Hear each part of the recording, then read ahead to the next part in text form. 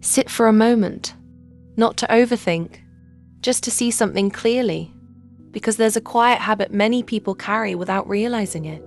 They chase, not loudly, not dramatically, but slowly, subtly. They keep moving toward people who are always one step away. Maybe you know the feeling. You send the message first. You check if they replied. You try to keep the conversation alive. You adjust your tone. You soften your opinions. You try to be easier to deal with, not because you're weak, because you care. Because part of you believes that if you just try a little harder, they might finally meet you halfway. But here's the truth most people avoid saying out loud. When someone truly wants you in their life, you don't have to chase them. You don't have to convince them. You don't have to slowly prove your value piece by piece. Interest is obvious. Effort is visible. Care shows itself without being forced. Think about the people who genuinely value you. Notice how different it feels. You don't sit there analyzing every message. You don't question whether you said the wrong thing. You don't wonder if you're too much or not enough. With the right people, connection feels natural because they meet you where you are. They respond. They engage. They make space for you, not out of obligation, but because they want to. That's what being chosen feels like. Calm, clear, simple. But when someone doesn't choose you, something else begins to happen.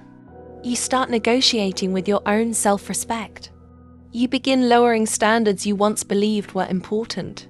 You excuse behavior that quietly hurts you. You say things like, "They're just busy. They're going through something.